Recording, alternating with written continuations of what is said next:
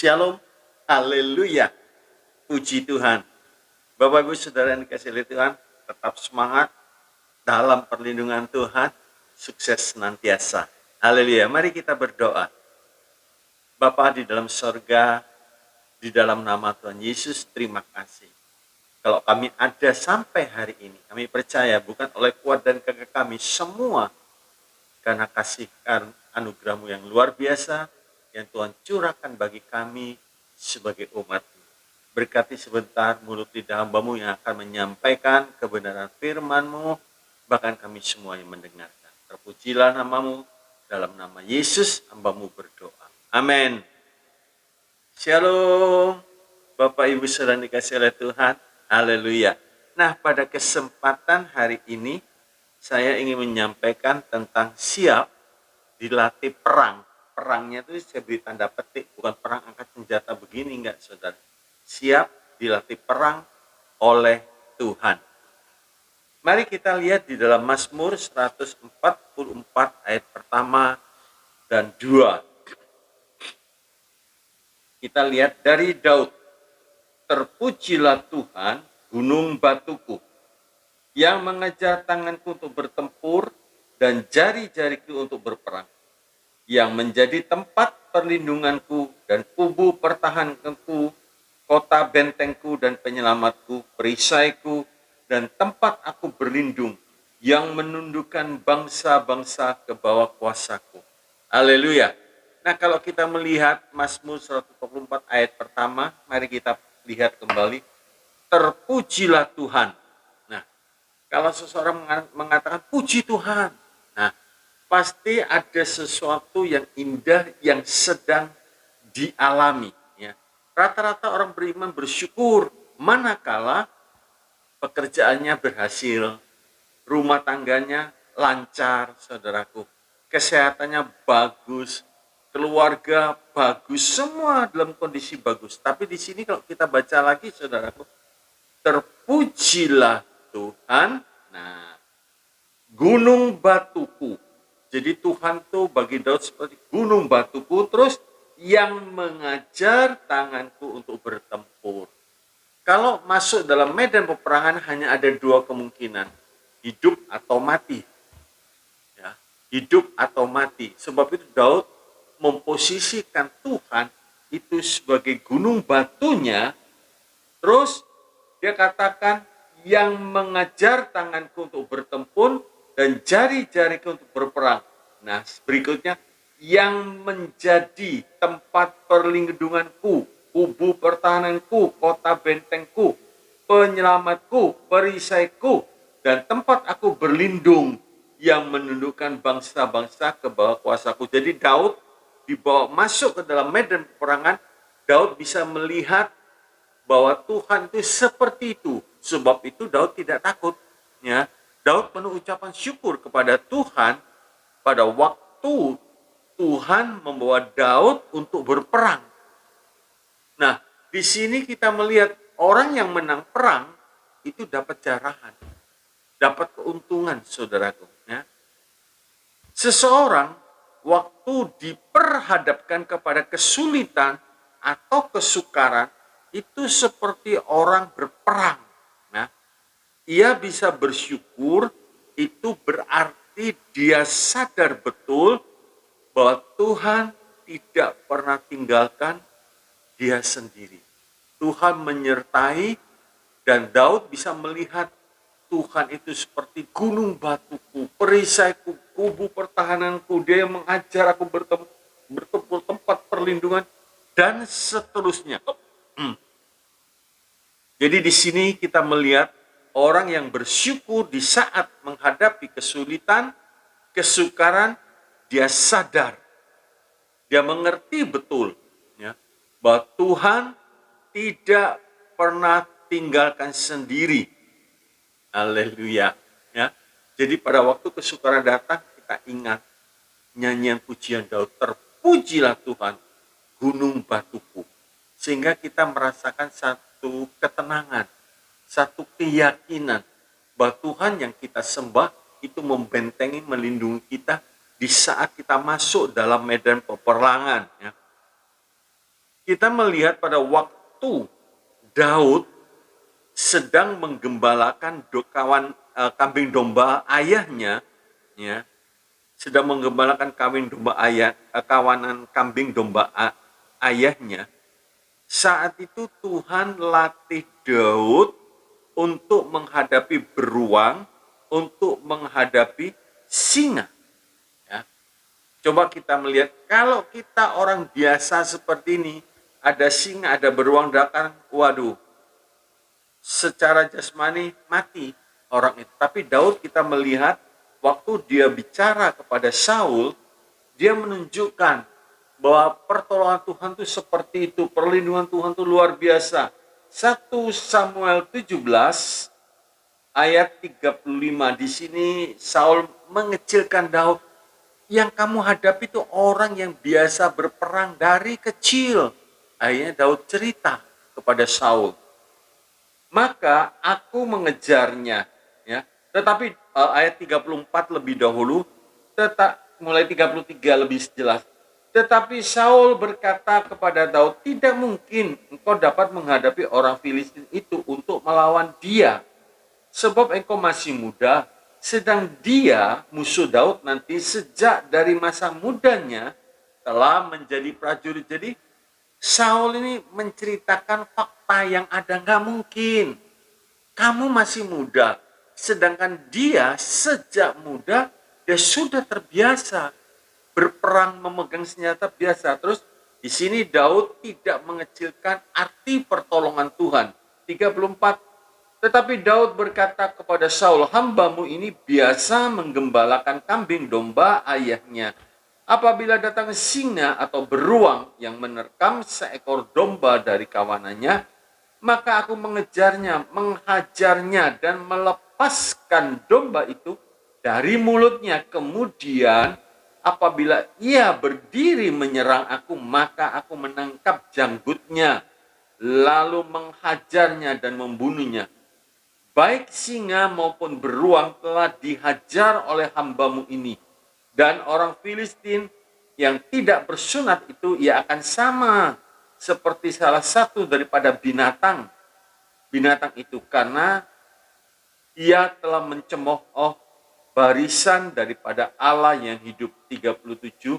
Pula kata Daud, Tuhan yang telah melepaskan aku dari cakar singa dan cakar beruang, dia juga akan melepaskan aku dari tangan orang Filistin itu. Kata Saul kepada Daud, pergilah, Tuhan menyertai engkau. Jadi di sini kita melihat pengalaman lalu Daud itu bukan satu kebetulan dia bisa enggak. Dia ngerti, dia sadar betul bahwa Tuhan yang memberikan kemenangan.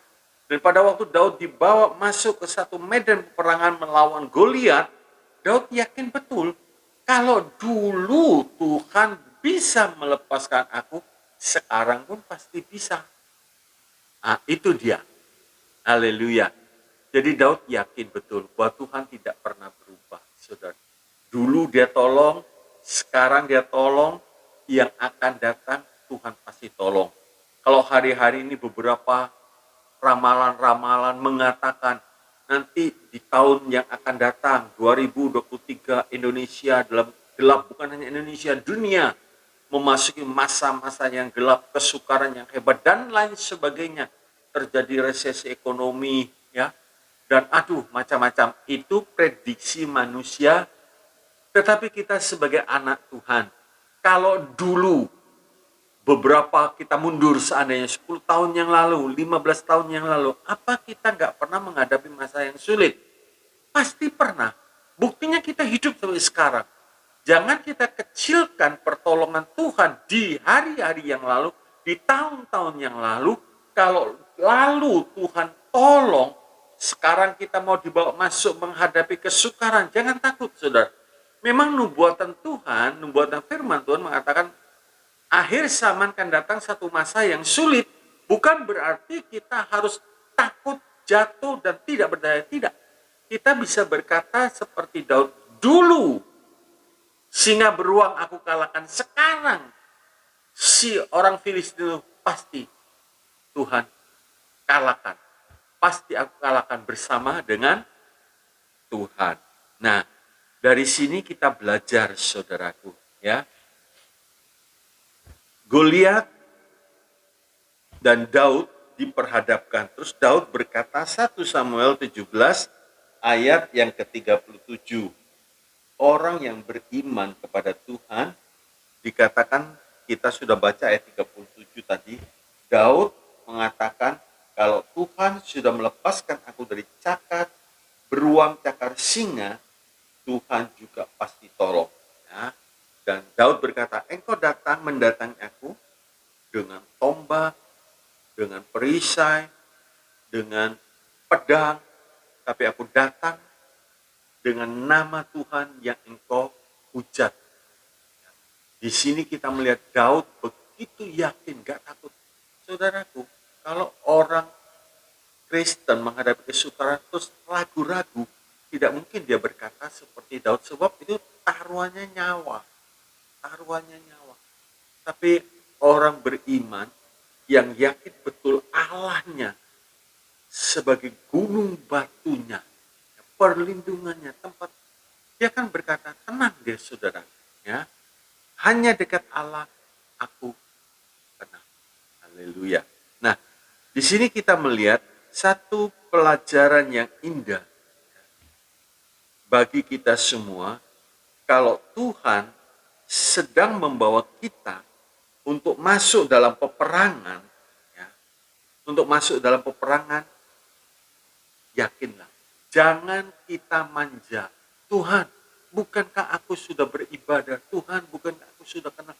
Kenapa Tuhan bawa aku kesukaran? Dalam kesukaran seperti itu melatih kita untuk meningkatkan mutu kita, ya, untuk meningkatkan tingkat rohani kita lebih lanjut.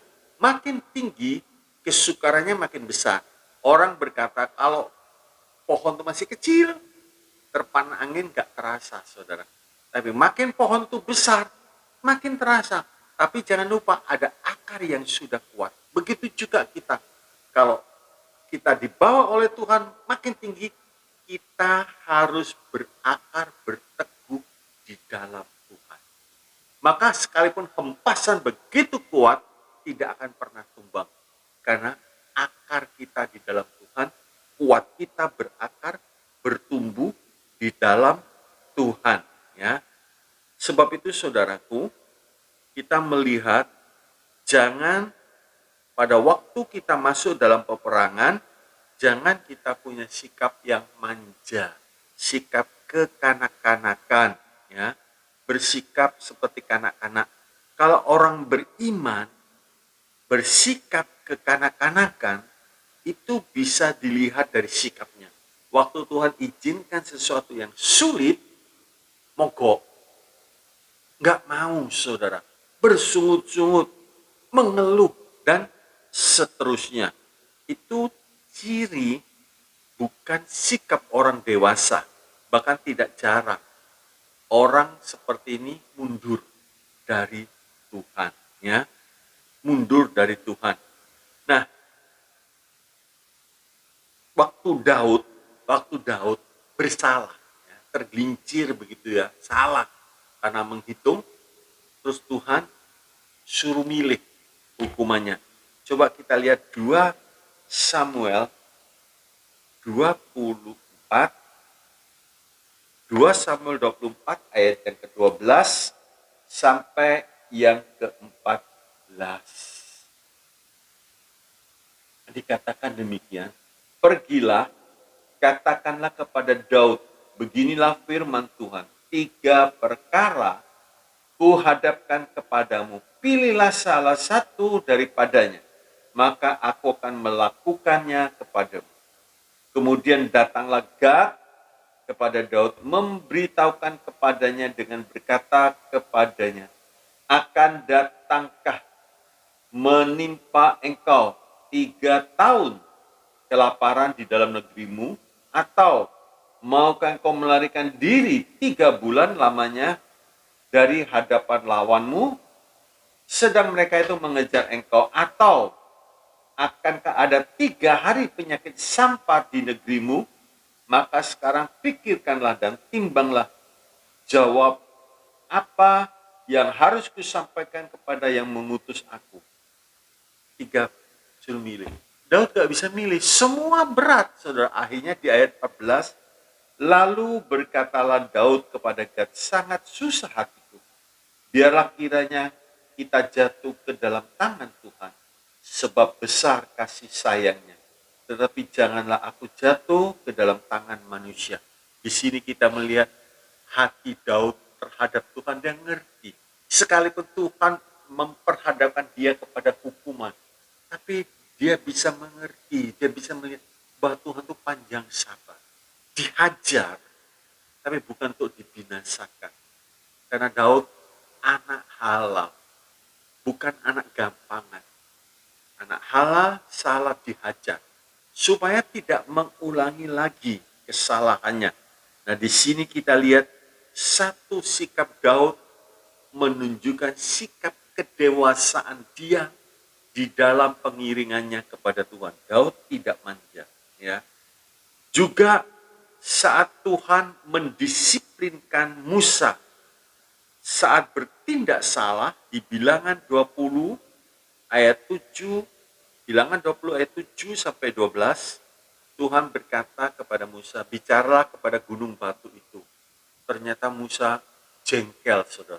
Karena orang yang dipimpin ini betul-betul orang yang keras kepala. Akhirnya Musa pukul, keluar air. Tapi Tuhan mengatakan, engkau tidak menghormati aku. Akhirnya Musa tidak boleh masuk negeri Kanaan. Apakah Musa ngambek? Ya sudah Tuhan, kalau nggak boleh masuk, aku nggak mau mimpin bangsa Israel. Tidak sama sekali. Tetap dia laksanakan tugasnya. Tetap Musa memimpin bangsa Israel. Dia memang tidak bisa masuk negeri Kanaan, tapi Yosua penggantinya yang membawa masuk bangsa Israel ke negeri Kanaan. Tapi Musa menunjukkan sikap yang dewasa. Musa tidak ngambek, Musa tetap melayani Tuhan. Ya. Kalau kita melayani Tuhan, terus ternyata ada sesuatu yang menurut pikiran kita, kenapa ini terjadi? Jangan ngambek, saudara. Jangan mogok dari Tuhan. Apalagi mundur dari pelayanan. Jangan. Kita tetap setia. Apapun yang sedang terjadi, seperti Paulus mengatakan, tidak bisa memisahkan kita dari kasih Kristus. Paulus mengatakan kesukaran, mara bahaya, pedang, kelaparan, telanjang, dan lain sebagainya, tidak bisa. Itu orang yang dewasa. Orang Kristen, orang beriman, bukan hanya menerima yang enak-enak saja. Tuhan memang izinkan peperangan itu terjadi untuk menguji, melihat iman kita sampai di mana. Lewat ujian itu baru ketahuan. Ya, baru ketahuan. Sebab itu saudaraku, pada waktu kita mengalami hal-hal yang menyakitkan, pastikan lebih dahulu, jangan sampai posisi kita ada di pihak yang salah. Sebab dalam Roma 8 ayat 28 dikatakan, Allah turut bekerja dalam segala sesuatu untuk mendatangkan kebaikan bagi mereka yang mengasihi Dia. Orang yang mengasihi Tuhan pasti tidak mungkin mau hidup dalam dosa. Sebab itu pada waktu kesukaran datang, dia tahu Allah turut bekerja di dalam kesukaran yang dia sedang hadapi untuk mendatangkan kebaikan bagi orang yang mengasihi Tuhan. Ya. Jadi tujuan Tuhan mengizinkan kita mengalami berbagai permasalahan dalam hidup supaya kita makin mahir, makin dewasa. Kita diberi selengkap senjata Allah. Bagaimana mungkin selengkap senjata Allah itu kita gunakan kalau tidak ada kesukaran, kalau tidak ada kesulitan? Gak mungkin. Jadi kalau begitu ada kesulitan kita ikat, kita punya iman, kita punya pedang roh, kita punya kata-kata iman. Kita punya pandangan mata yang bisa melihat yang tidak kelihatan. Sebab perjalanan kami bukan dengan penglihatan, perjalanan kami dengan iman. Jadi di situ dilatih semua. Kita bisa memakai selengkap senjata Allah. Efesus 6 ayat 13. Jadi kita bisa memakainya, saudaraku ya. Kalau orang beriman, hidup rohaninya seperti kanak-kanak, mudah diombang-ambingkan, mudah kena tipu daya setan. Ya. Efesus 4 ayat yang ke-14. Efesus 4 ayat yang ke-14 dikatakan demikian. Sehingga kita bukan lagi anak-anak yang diombang-ambingkan oleh rupa-rupa angin pengajaran, oleh permainan palsu manusia dalam kelicikan mereka yang menyesatkan. 1 Korintus 14 ayat yang ke-20. 1 Korintus 14 ayat yang ke-20 dikatakan demikian.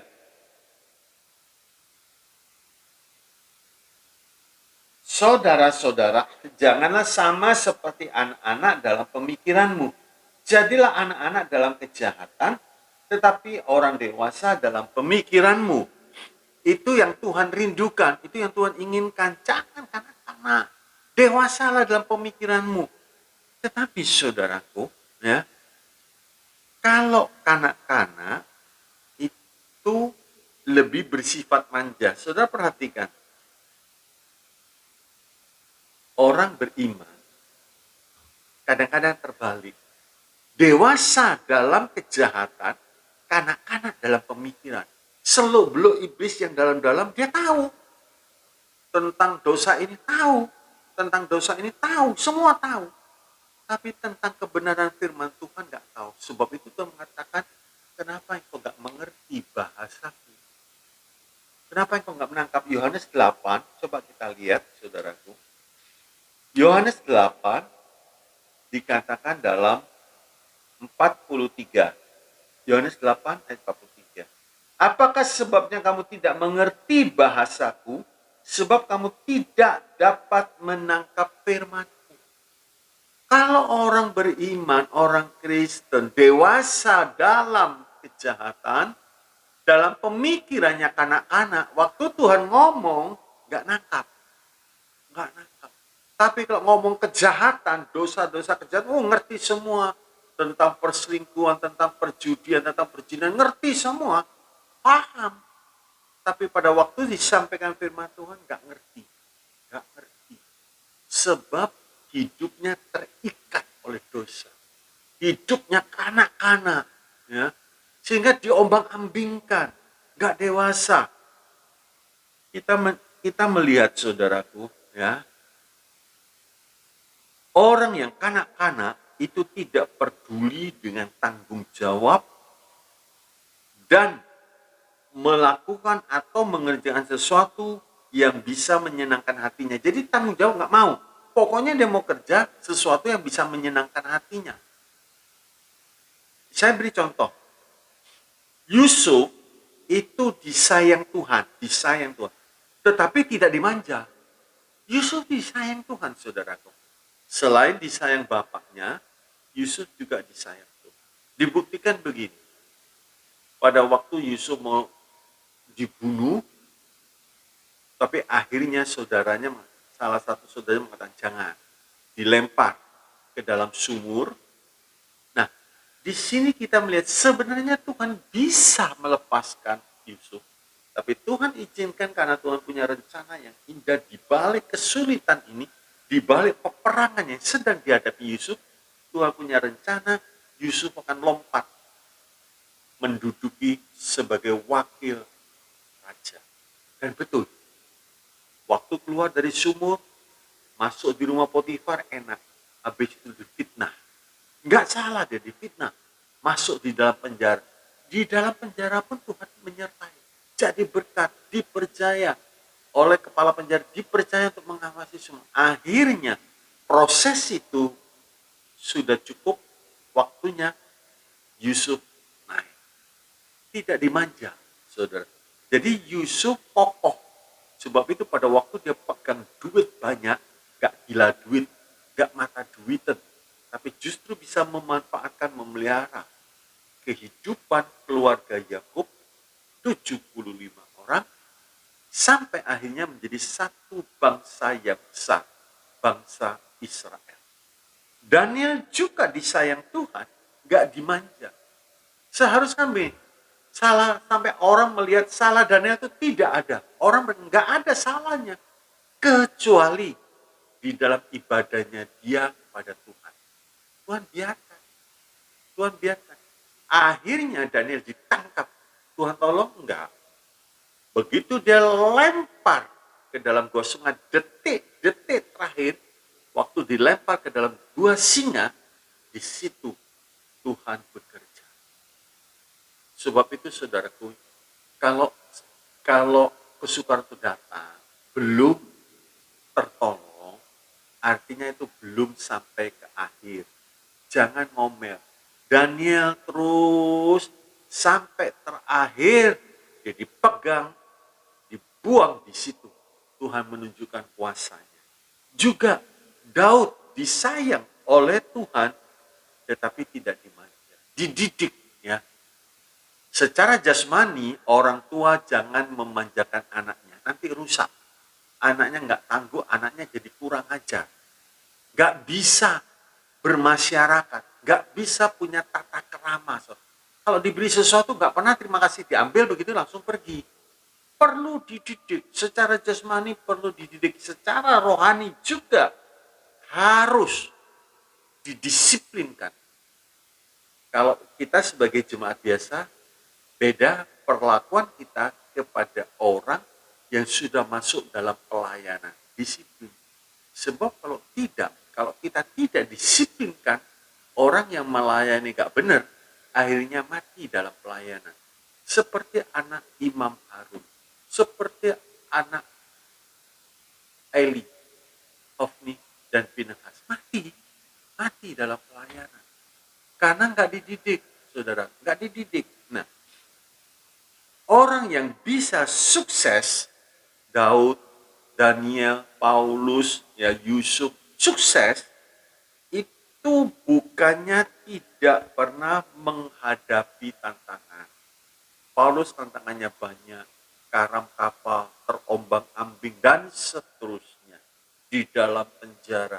Semua mengalami tantangan, saudaraku. Pernah menghadapi tantangan. Tetapi orang yang sukses, itu bisa mengalahkan tantangan yang sedang dihadapinya. Kuncinya apa? Ya. Jadi kalau saudara lihat tokoh-tokoh yang sukses secara dunia pun kita lihat. Dulu miskin, saudara. Kesaksian presiden kita dulu tinggal di pinggir kali dan lain sebagainya. Mengalami banyak kesukaran, makan sulit. Tapi setelah berhasil, orang tuanya mengalahkan tantangan, anaknya terdidik semua. Anaknya berhasil. Bahkan bisa jadi nomor 1 di Indonesia. Itu orang yang berhasil sebab bisa mengalahkan tantangan yang sedang dihadapi. Coba kita lihat 2 Korintus 4 ayat yang ke-8 sampai 11. Ini Paulus menceritakan, dalam segala hal kami ditindas, namun tidak terjepit. Kami habis akal, namun tidak putus asa. Kami dianiaya, namun tidak ditinggalkan sendirian. Kami dihempaskan, namun tidak binasa. Kami senantiasa membawa kematian Yesus di dalam tubuh kami, supaya kehidupan Yesus juga menjadi nyata di dalam tubuh kami. Sebab kami yang masih hidup ini terus-menerus diserahkan kepada maut karena Yesus, supaya juga hidup Yesus menjadi nyata di dalam tubuh kami yang fana. Dia tahu ditekan, dia tidak mau mengeluarkan yang pahit. Tidak mau mengeluarkan, tapi justru dia mengeluarkan kehidupan Kristus supaya memberkati orang-orang yang dilayani. Jadi kematian Kristus bekerja dalam tubuh Paulus, kehidupan Kristus di dalam orang-orang yang dilayani. Itu dia. Ya, saudaraku, Haleluya. Nah, Daud bisa menaikkan ucapan syukur kepada Tuhan bukan karena tidak ada kesukaran, bukan, saudaraku ya. Tetapi justru karena Tuhan sedang melatih Daud masuk dalam peperangan. Jadi kalau kita mungkin mengalami ini baru selesai, ini lagi kesukaran baru selesai. Dengan kata lain, baru menarik nafas lega, kesukaran datang lagi. Ingat, Tuhan sedang membawa kita untuk makin mahir di dalam peperangan secara rohani, memakai senjata Allah dengan betul. Tuhan melatih, ya. Tuhan tidak pernah usil memberikan umatnya kesukaran tanpa maksud. Nggak mungkin, saudara, tidak mungkin. Tuhan izinkan supaya kita dilatih untuk berperang. Sebab kalau kita menang, kalau kita bisa menyadari bahwa kalau kita menang di dalam setiap peperangan, itu kita bisa menjadi sabar, bisa menjadi pemaaf, bisa jadi murah hati, bisa jadi lemah lembut, bisa jadi panjang sabar. Buah roh itu diuji pada saat kita mengalami kesukaran. Orang ini marah-marah, nggak tahu aturan, kita sabar, kita bermurah hati. Orang menyakiti kita, kita memaafkan. Keluar. Akhirnya seluruh buah roh menjadi nyata dalam kehidupan kita lewat peperangan. Kapan kita bisa jadi rendah hati? Waktu menghadapi orang sombong.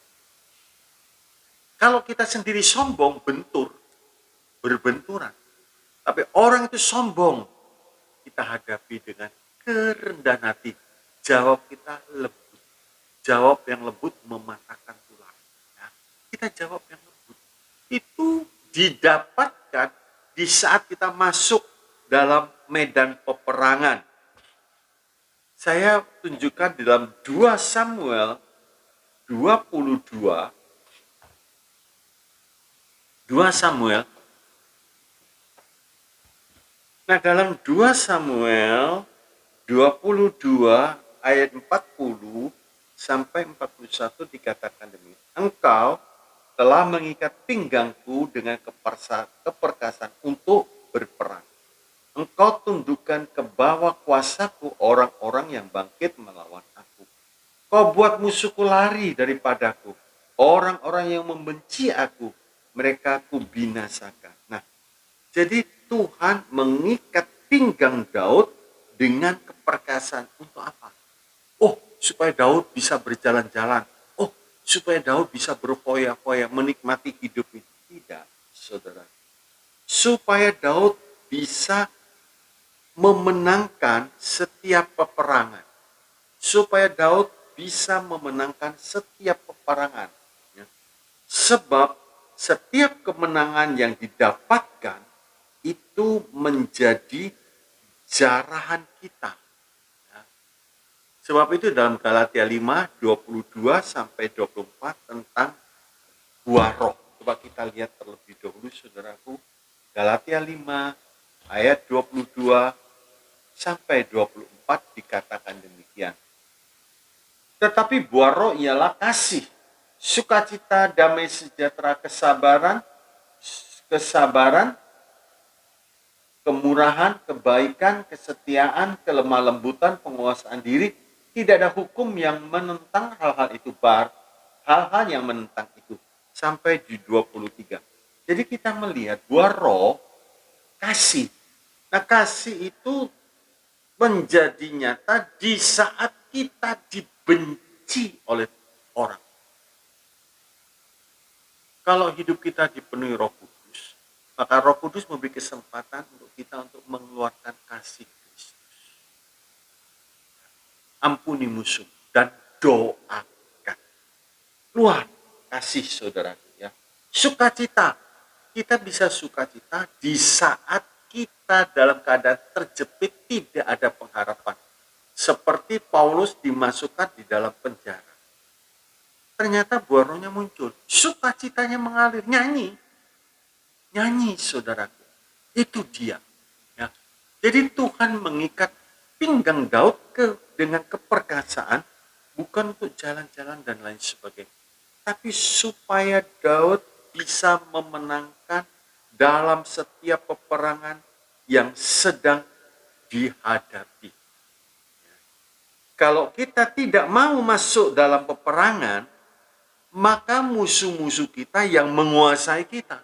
Jadi begini, Tuhan beri kesempatan Daud masuk dalam peperangan, ikat dengan keperkasaan. Daud mau masuk perang, menang, dapat jarak. Tapi kalau orang itu tidak mau, maka musuh ini yang akan memerangi kita, yang akan menjara kita, yang akan menjara kita. Musuh orang beriman tuh banyak, tapi kita harus perang. Malas, salah satu contoh malas. Malas. Tuhan bangunkan, ayo bangun. Malas. Ayo ibadah, malas. Ayo baca firman, malas. Ayo pelayanan, semua serba malas, saudaraku. Bosan. Ibadah ya begitu-begitu aja. Akhirnya dia yang dijarah oleh musuh. Musuh ini menjarah orang beriman. Tapi kalau orang beriman bisa perang mengalahkan kemalasan, musuh orang beriman yang terbesar itu adalah dirinya sendiri, bukan orang lain. Bukan. Sebab kita masih hidup dalam daging. Roh kita sudah ditebus, daging kita belum. Ini musuh yang harus dikalahkan setiap saat. Karena ini daging bisa bersuara. Bisa mengajak kita untuk hal-hal yang negatif lewat pemikiran. Nah kalau ini tidak ditangkap, tidak dikalahkan, tidak ditawan, coba kita lihat di dalam 2 Korintus 10 ayat yang kelima, ditawan, ditaklukkan, saudara. Ya. 2 Korintus 10 ayat yang kelima. Kami mematahkan setiap siasat orang dan merubuhkan setiap kubu yang dibangun oleh keangkuhan manusia untuk menentang pengenalan akan Allah. Kami menawan segala pikiran dan menaklukkannya kepada Kristus. Tawan, saudara. Harus diperhamba. Harus disalibkan. Kalau enggak daging itu terus bicara. Akhirnya dilasatkan. Diikuti keinginan daging, musuh menguasai. Kalau musuh menguasai, menjara. Apa yang masih sisa, cara habis. Sebab itu, saudara perhatikan. Orang beriman yang perang, menang, mendapat jarak. Tapi ada orang beriman yang tidak mau perang. Kelihatan dari rohaninya. Ke gereja atau ibadah, ogah-ogahan, malas. Mungkin dibanguni, nanti kan masih belum jamnya. Malas, dijarah. Lama-lama dia tidak mau lagi datang ibadah. Sebab menurut dia tidak ada manfaat. Padahal ibadah itu besar sekali manfaatnya. Ada perjanjian yang sekarang dan yang akan datang. Ayo, kita perang. Kalahkan. Jangan sampai kita dikalahkan oleh musuh ini. Ya. Jangan sampai. Orang beriman, setiap hari, setiap bangun tidur, itu sudah perang. Sudah perang. Kadang-kadang tahu muncul bayangan orang yang pernah menyakiti dia. Muncul pagi-pagi. Dosa musuh sudah mau menyerang pikiran kita. Secepatnya kita langsung kita perang. Kalahkan. Tidak. Aku mau mengampuni. Tuhan pun sudah mengampuni aku. Bahkan firman Tuhan mengatakan sejauh timur daripada barat. Tuhan menjauhkan, melepaskan dosa kita. Menang. Belum lagi nanti kalau kita kerja di tengah jalan, atau mobil kita atau sepeda motor kita dipotong oleh orang seenaknya sendiri. Ini udah mau marah, saudara. Ini udah mau emosi. Diingatkan kembali, sabar. Sabar. Beberapa orang kalah menghadapi juru parkir. Kalah, saudara. Dan beberapa kali saya sempat melihat beradu mulut dengan tukang parkir. Memang kadang-kadang tukang parkir itu kalau secara mata jasmani itu menjengkelkan. Kita susah mau cari tempat parkir, dia nggak muncul. Tapi begitu kita mau keluar atau prit, muncul minta duit.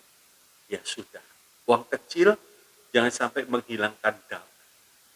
Uang kecil jangan sampai sejahtera kita hilang. Sebab itu banyak di setiap kesempatan, saudara. Kita belanja mungkin di pasar, kita beli barang 2 kilo, tahu-tahu ditimbang di rumah cuma 1,7. Nggak jujur yang jual. Ya sudah, lain kali kita mesti lebih cerdik. Jangan beli di tempat orang itu, karena dia curang. Dilihat, diingat-ingat ini yang nggak jujur.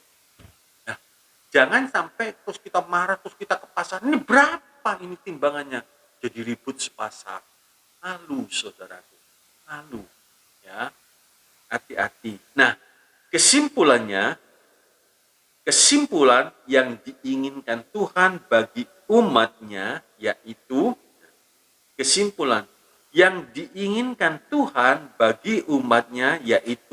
satu,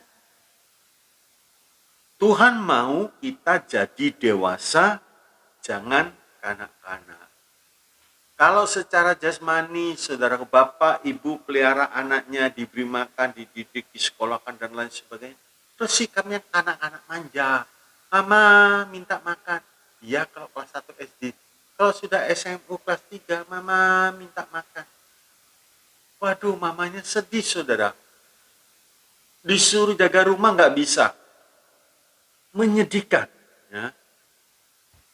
Di dalam keimanan kita, pengiringan kita kepada Tuhan, jadilah dewasa dalam Tuhan, yaitu bisa bertanggung jawab atas apa yang sudah dibebankan. Bisa bertanggung jawab.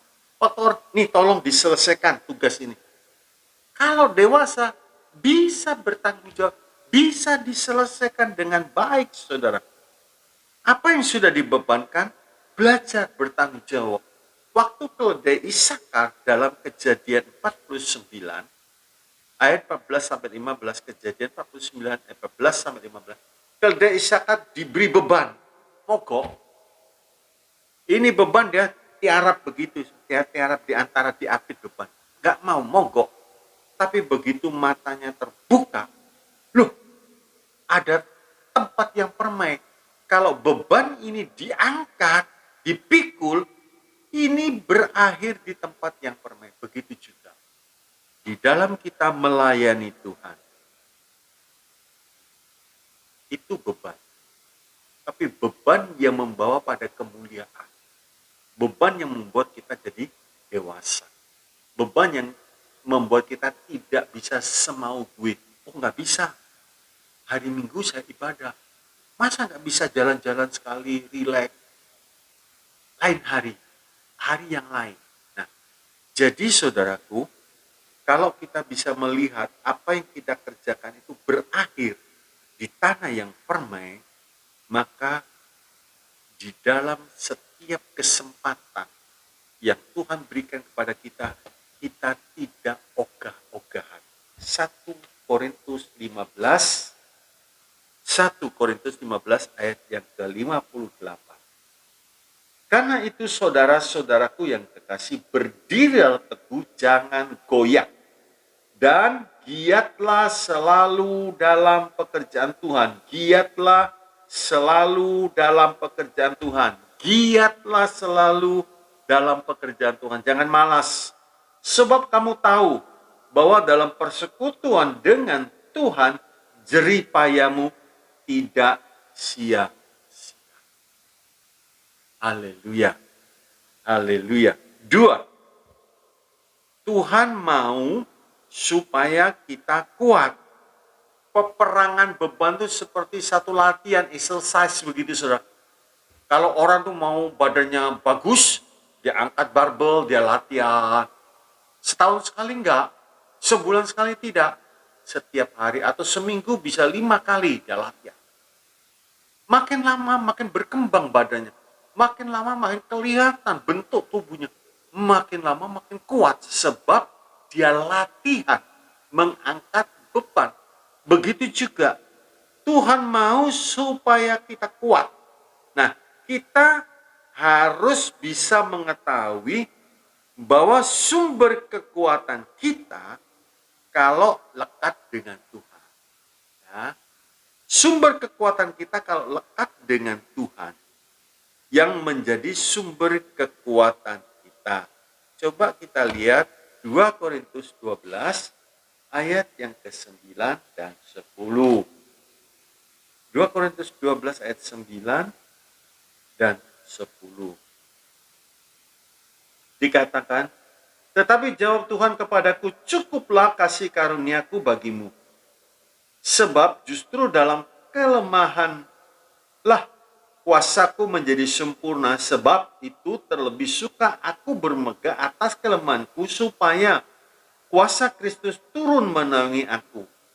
11 di dalam 2 Korintus ayat 10, karena itu aku senang dan rela di dalam kelemahan, di dalam siksaan, di dalam kesukaran, di dalam penganiayaan dan kesesakan.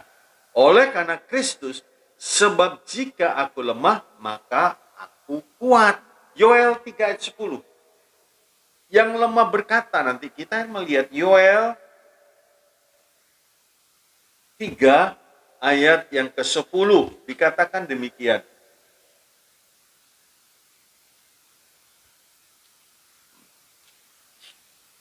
Yoel 3 ayat yang ke-10.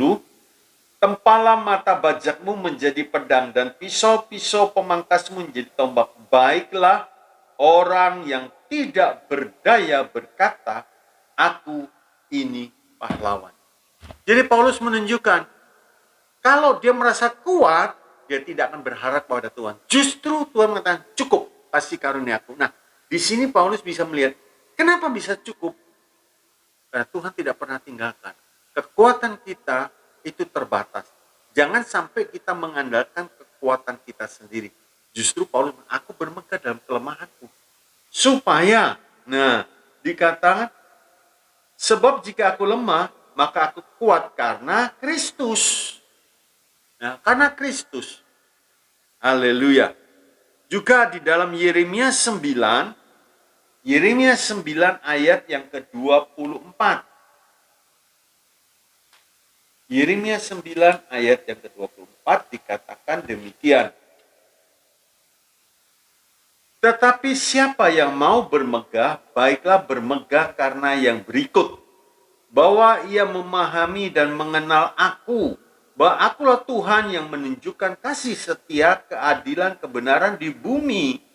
Sungguh semuanya itu kusukai, demikianlah firman Tuhan. Jadi kalau kita bermegah, megahlah di dalam Kristus. Supaya kita sadar, tanpa Kristus, kita hanya tanah liat. Yang mudah pecah, tersinggung sedikit, pecah. Disakiti sedikit, pecah, tanah liat. Tapi kalau ada benda yang mulia di dalamnya, nggak pecah. Ada Kristus dalam kehidupan kita, betul kita secara luar kelihatannya lemah. Pada waktu ditekan, tidak jatuh karena Kristus. Seorang bisa berbuah di tengah-tengah kesukaran kalau carang mau lekat kepada pokok. Bukan carang yang kuat, pokoknya ini yang kuat. Yesus adalah pokok anggur yang benar. Haleluya. Nah, saya beri contoh di dalam 1 Samuel 30 ayat yang ke-6. Waktu itu Daud menghadapi satu Sikon yang betul-betul tidak nyaman. Ya. Tapi sikap Daud berbeda. Kita lihat. Dan Daud sangat terjepit. Ya. Karena rakyat mengatakan hendak melempari dia dengan batu. Seluruh rakyat itu telah pedih hati. Masing-masing karena anaknya laki-laki dan perempuan. Ini pengikut Daud seperti itu. Tetapi Daud juga mengalami kesedihan, anaknya, istrinya, semua terbawa oleh musuh. Tetapi Daud menguatkan kepercayaannya kepada Tuhan Allahnya. Di sini sudah kelihatan mutu sesuatu. Waktu dijepit, ditekan, sepertinya sudah tidak berdaya, tidak ada jalan keluar, tidak ada pengharapan lagi. Tapi justru di sini Daud berharap Tuhan. Mazmur mengatakan, waktu keadaan banjir, Tuhan mengangkat dia keluar ke tanah lapang, dibebaskan. Daud berulang-ulang mengalami. Biar ini menjadi satu pelajaran bagi kita. Kondisi apapun, kondisi apapun juga. Kita lihat sekarang hari-hari ini kondisinya tidak bagus. Tapi jangan sampai kita tidak kuat. Jangan sampai pengharapan kita kepada Tuhan jadi kendor. Percuma. Buktinya, kita berjalan bukan dengan fakta, saudara. Sekalipun mungkin Tuhan belum menolong, tapi bukan berarti Tuhan tidak sanggup menolong. Sebab pertolongan Tuhan itu tepat pada waktunya dan menjadi indah. Haleluya. 3, berguna. Supaya hidup kita berguna, maka Tuhan izinkan kita menghadapi peperangan. Hakim-Hakim 3 ayat 1 dan 2 memang Tuhan sengaja. Orang yang tidak kenal peperangan di Mesir itu diizinkan oleh Tuhan mengalami. Bukan maksud Tuhan jelek, tidak, saudara. Supaya kita mengalami kemenangan bersama Tuhan. Ya, diizinkan memang. Jadi kalau kesukaran datang, cek dulu. Kita dalam posisi salah atau posisi benar. Kalau posisi benar, jangan kendor. Kalau salah, ya kita mesti minta ampun. Supaya Tuhan memalingkan wajahnya kepada doa-doa kita. Dan Tuhan memberkati kita. Sebab yang membuat putus hubungan kita dengan Tuhan itu dosa. Yang membuat Tuhan tidak mau mendengar doa-doa kita dosa. Nah, kalau posisi kita salah, terus kita membereskan, kita bisa langsung datang kepada Tuhan, berteriak kepada Tuhan, minta tolong kepada Tuhan. Kalau posisi kita benar, jangan takut, pasti Tuhan tolong kita. Ya. Sebab itu saudaraku, berguna itu jangan hidup dengan sia-sia, jangan hidup di luar kebun anggur Tuhan. Tuhan punya proyek di luarnya. Di dalam Matius 20 ayat 1 sampai 16 itu Tuhan lihat ini pagi-pagi nganggur. Ayo masuk, jam 9 nganggur, tengah hari nganggur, jam 3 nganggur, sampai jam 5 nganggur. Akhirnya Tuhan berkata, "Mengapa kamu menganggur saja sepanjang hari?" Ayo. Nah, orang Kristen seperti ini nggak ada gunanya, saudara. Tidak ada guna. Kita mesti lihat proyek Allah itu diselesaikan oleh kita yang hidup di akhir zaman ini, menyelesaikan proyek Allah bukan dengan kekuatan kita, tapi join bersama dengan Tuhan. Ya, Tuhan Yesus memberkati kita. Ada yang sedang dilatih hari-hari ini, kesabarannya untuk mengampuni, kasihnya, persaudaraan, dan lain sebagainya. Ayo, kita hadapi. Ini latihan untuk memenangkan peperangan ini, sehingga kita bisa menjara. Jangan musuh menjara kita. Mari kita berdoa. Bapa di dalam sorga, terima kasih.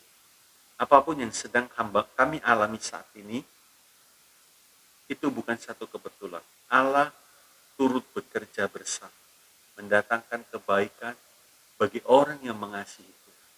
Ajar kami supaya kami tetap hidup dalam jalan-Mu. Kami tetap mengasihi Tuhan.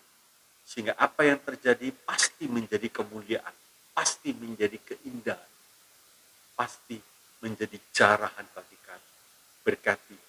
Mungkin ada di antara kami, saudara-saudara kami, yang sedang mengalami kesukaran, baik di dalam pekerjaannya, baik keuangannya, baik di dalam rumah tangganya, baik masa mudanya. Tuhan, tolong.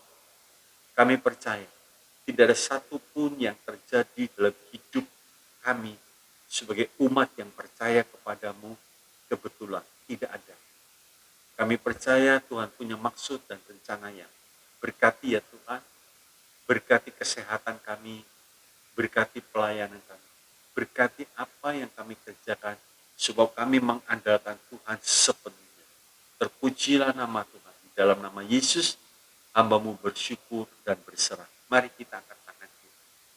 Bapak, Ibu, Saudara yang dikasihi oleh Tuhan, terimalah saat ini berkat kasih dari Allah Bapa, damai, sejahtera, sukacita, dan anugerah dari Tuhan kita Yesus Kristus, kuasa di dalam persekutuan Allah Roh Kudus limpah dengan karunia-karunia roh dan buah roh, menyertai perjalanan hidup kami sampai Maranatha, Tuhan Yesus datang kembali. Kami menjarah, kami mengalahkan musuh kami tidak dikalahkan oleh musuh. Terpujilah nama Tuhan, dalam nama Yesus berkat ini diberikan. Haleluya. Semua yang percaya katakan amin. Tuhan Yesus memberkati. Haleluya.